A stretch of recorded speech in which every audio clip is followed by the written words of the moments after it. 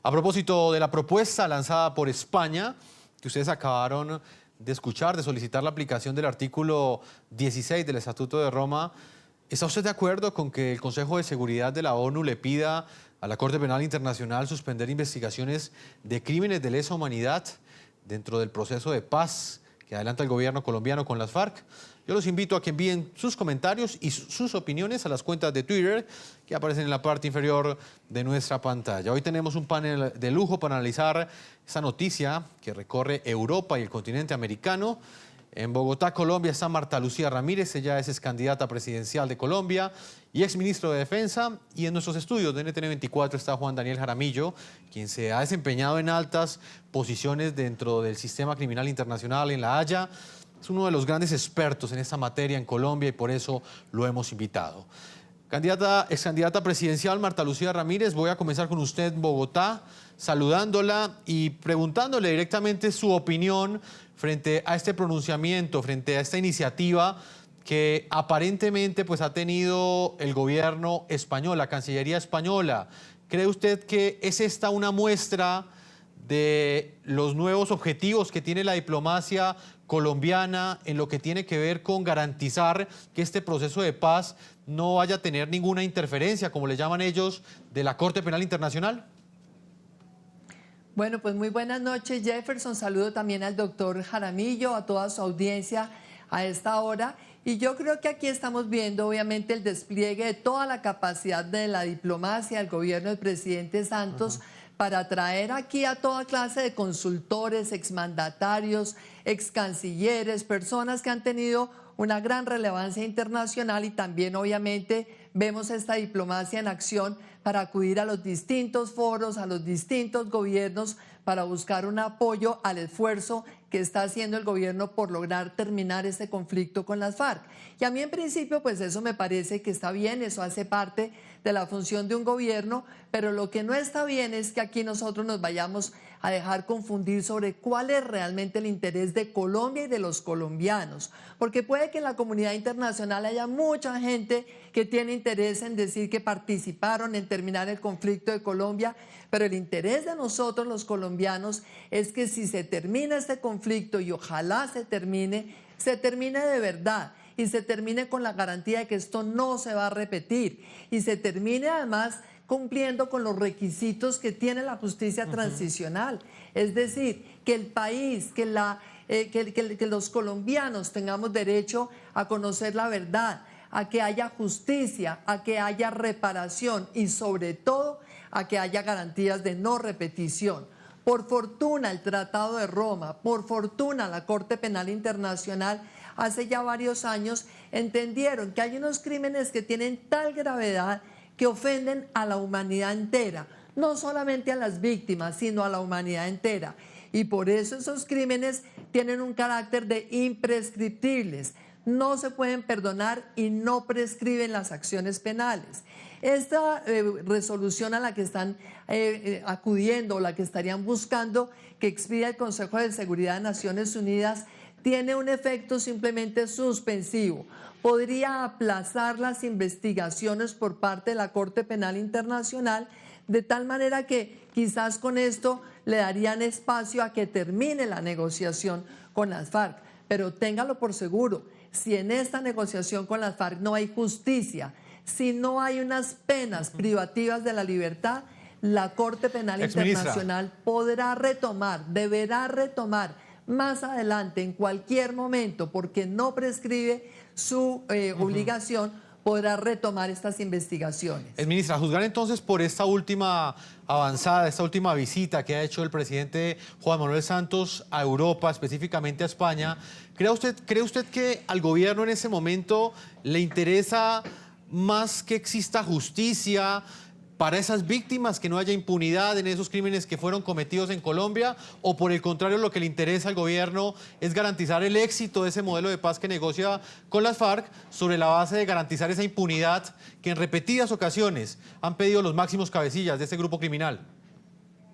Mire, yo creo francamente que el gobierno está empeñado en terminar a como dé lugar esta negociación, pero me parece que es realmente inédito que encontremos un gobierno que todos los días está buscando argumentos para defender la posición de las FARC, en lugar de argumentos para reafirmar el interés de Colombia de que aquí haya verdad y haya justicia. Es que es insólito que sea el propio gobierno o la fiscalía los que siempre se anticipen a decir: vamos a tratar de evitar que haya extradiciones, vamos a tratar de evitar que haya cárcel. Hace 4 meses la posición del gobierno y de la Fiscalía de Colombia era absolutamente radical en decir: no debe haber cárcel. Ahora los hechos son tan evidentes y la justicia internacional tan clara en esta materia que ya han tenido que ir flexibilizando la posición del gobierno, diciendo: es cierto, tiene que haber justicia, buscaremos entonces hacer compatible la justicia con el objetivo de la paz, pero yo lo que pido es que no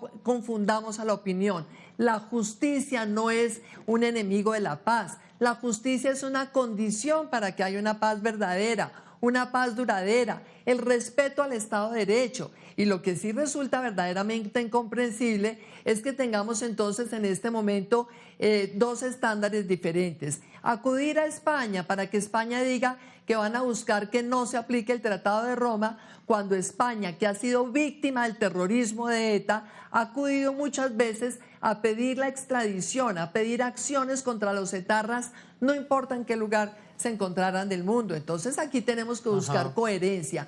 Bienvenida a la cooperación internacional, pero bienvenida también en un discurso que reivindique el Estado de Derecho de Colombia, la legislación internacional, la persecución del terrorismo. Hoy que estamos viendo esta arremetida al terrorismo, estoy segura que muchos países, incluyendo España, van a reforzar su legislación contra el terrorismo. Entonces, que no nos vengan a plantear a nosotros acá una actitud claudicante frente a la acción terrorista que ciertamente ha tenido las FARC.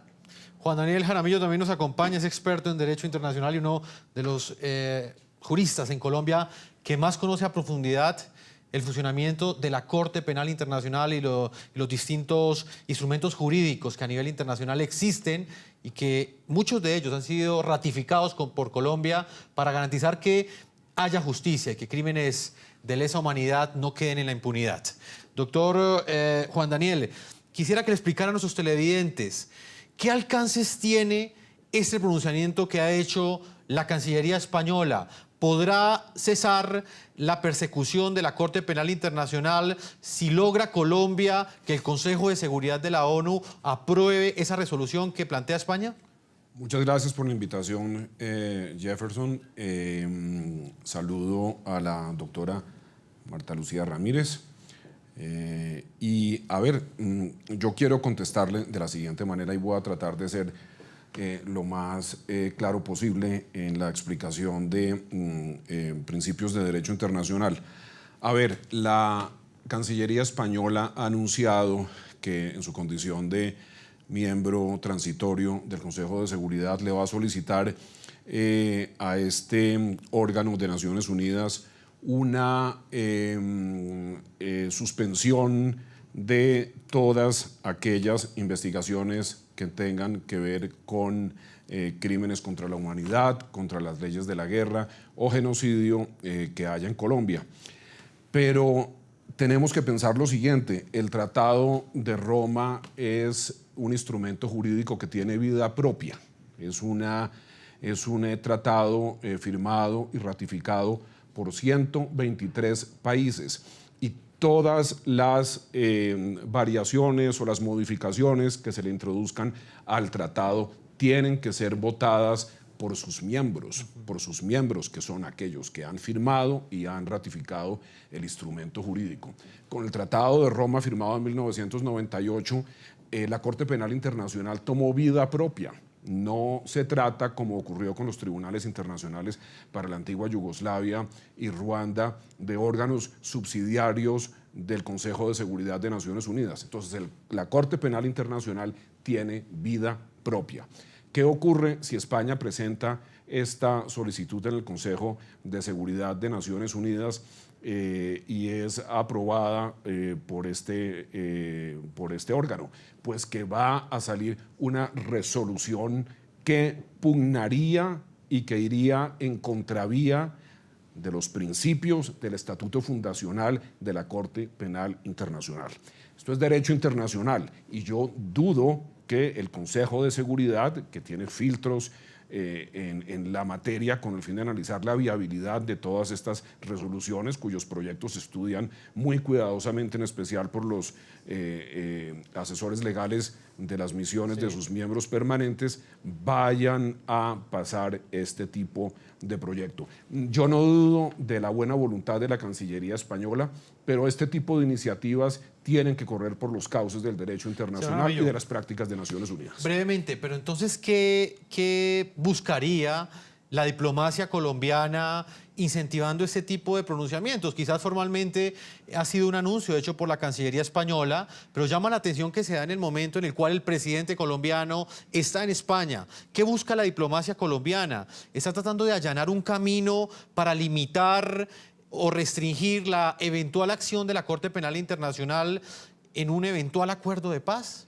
No sé cuáles ¿Qué interpretación le da usted? No sé cuáles hayan sido las dinámicas internas, los procedimientos que hayan antecedido este pronunciamiento de la Cancillería española, pero lo que yo sí percibo y capto es que se sale de los canales regulares de procedimientos y de normas internas de Naciones Unidas. Vuelvo y repito, la Corte Penal Internacional es un organismo autónomo, como lo es, por ejemplo, la UNESCO o como lo es la FAO, y una resolución del Consejo de Seguridad no podría ir en contravía de la existencia de esa institución internacional, de ese organismo internacional. ¿Qué ocurre? Que si se presenta en el seno del Consejo de Seguridad una propuesta de esta fórmula, me atrevo a pensar que los miembros permanentes, los 5 miembros permanentes y los demás miembros del Consejo de Seguridad van a remitir esta posibilidad a los 123 suscriptores del Tratado de Roma y que son miembros de la Corte Penal Internacional, porque esto implica una modificación de las competencias de investigación y juzgamiento de esos 3 tipos de crímenes que tiene la potestad de juzgar según el Tratado de Roma. Entonces, lo que estoy refiriendo acá no es una opinión política mía, no es una crítica al Ministerio de Relaciones Exteriores, es simplemente una descripción de los métodos del derecho internacional y del funcionamiento propio de las organizaciones internacionales. Pues precisamente durante un conversatorio en el pasado High Festival en Cartagena, nuestra directora Claudia Gurizati habló sobre este tema con uno de los protagonistas de la noticia, con Humberto de la Calle, quien es el jefe del equipo negociador del gobierno colombiano en el proceso de paz que adelanta con el grupo terrorista de las FARC. El señor de la Calle reiteró en ese momento la disponibilidad de Colombia de seguir rigurosamente los estándares del derecho internacional. No obstante, señaló que Colombia no puede, según él, paralizarse y debe buscar una solución satisfactoria tanto para la opinión pública como para las víctimas. ¿Qué hacemos con el Estatuto de Roma? Porque Colombia es tan firmante del Estatuto de Roma como de la Convención de Ottawa. Y cuando un Estado firma, tiene que comprometerse. Y tenemos esta advertencia de la fiscal jefe. Entonces, ¿qué vamos a hacer en ese sentido? Y por otro lado, yo creo que hablar de obviamente una petición ya clara y concreta del tema de las mujeres. Bueno, lo primero es que el análisis que emprendió Claudio me parece que es correcto. Es lo que dicta la realidad. Y es, dijéramos, el mensaje que le hemos transmitido a las FARC. Con toda objetividad está la mención que ha hecho Claudia de la señora Besouda, fiscal ante la Corte Penal Internacional, sobre la imposibilidad, según ella, de suspender totalmente las penas, sobre la necesidad de que no haya impunidad. Pero no es solo eso. El sistema interamericano de derechos humanos, de algún modo, incluso es mucho más duro que la Corte Penal Internacional. Colombia ha honrado los compromisos internacionales y seguirá honrándolos. Nosotros no podemos hacer la paz dándole la espalda a los compromisos que, fundamentalmente, ya lo repito, son investigar, juzgar y castigar.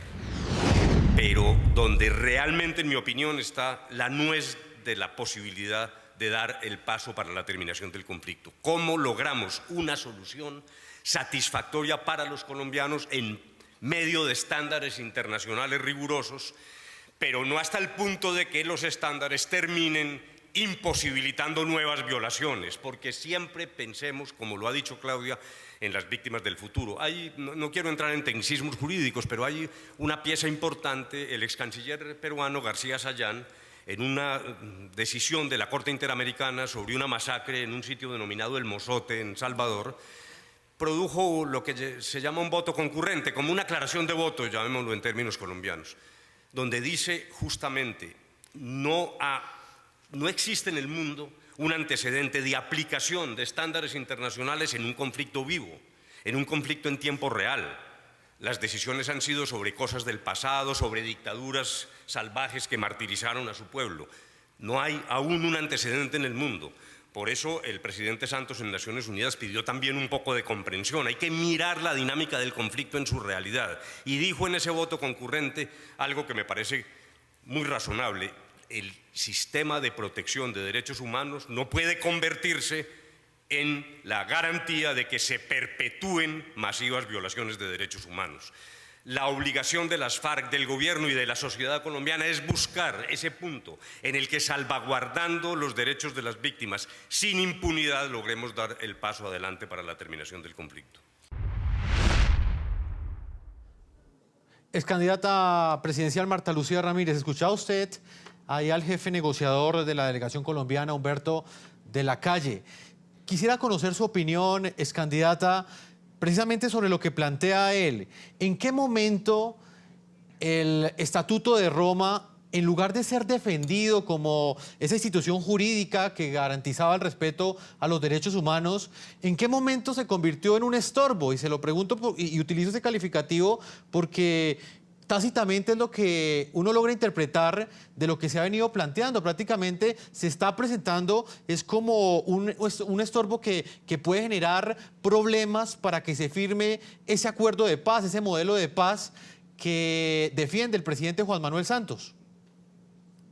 Pues es que fíjese, Jefferson, que el doctor de la Calle dice que hay que evitar las repeticiones de violaciones masivas de los derechos humanos. Precisamente lo que estamos planteando es que para que no se repita esta tragedia del conflicto colombiano, tiene que haber una aplicación de la justicia, tiene que haber realmente una aplicación del derecho nacional y del derecho internacional. Por eso yo celebro que Colombia haya suscrito el Tratado de Roma. Lo que pasa es que aquí, lamentablemente, ni las FARC ni muchas veces los actores políticos creyeron que iba a llegar realmente el momento de la verdad. Cuando recién se firmó el Estatuto de Roma, estaba el gobierno de Andrés Pastrana tratando también de negociar con las FARC y les advirtió entonces, es que este es el momento de hacer una negociación que de verdad permita una mayor flexibilidad de parte del país frente a ustedes, porque es que después no se va a poder, porque vamos a tener 7 años de plazo, que fue el plazo que se le dio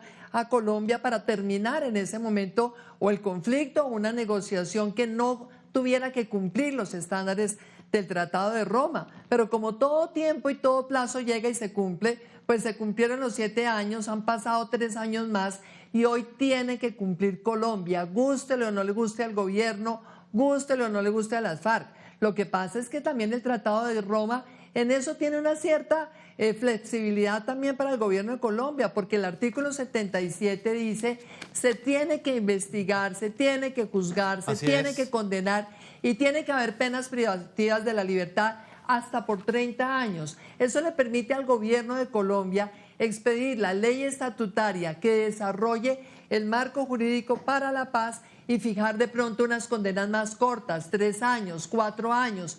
Yo he propuesto, por ejemplo, que se hagan las condenas de las FARC en unas colonias penales agrícolas. Ya sobre esta figura hemos tenido algunos antecedentes en el pasado.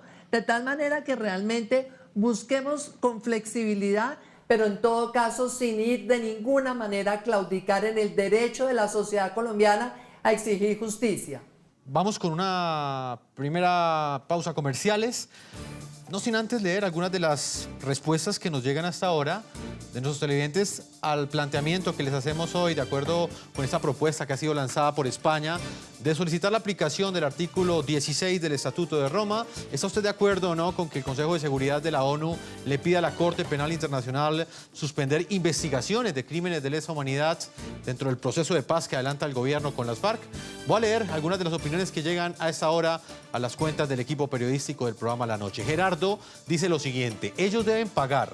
No es justo que después que causan tanto daño y tanto dolor salgan tan fácil. Amparo, otra de nuestras televidentes hasta ahora, dice: la ONU debe ser el garante para que se respeten los derechos humanos. Actuar de otra forma sería violar tratados. Voy a leer otra, la de Javier Rosario. Él nos dice: ¿cómo un Estado puede tener potestad para negociar delitos de lesa humanidad? Solo pensarlo da vergüenza. ¿Y las víctimas? Y las víctimas es otra de las preguntas que quedan abiertas hoy aquí en el programa La Noche. Vamos a una primera pausa. Cuando regresemos estaremos precisamente con una de ellas, con Ismael Márquez. Hace 16 años las FARC secuestraron a su hijo. De hecho, uno de los autores intelectuales de este plagio hoy hace parte del equipo negociador del grupo terrorista en La Habana, Cuba. Su padre, Ismael Márquez, estará con nosotros en el segundo bloque de este programa La Noche. Ya regresamos con La Noche.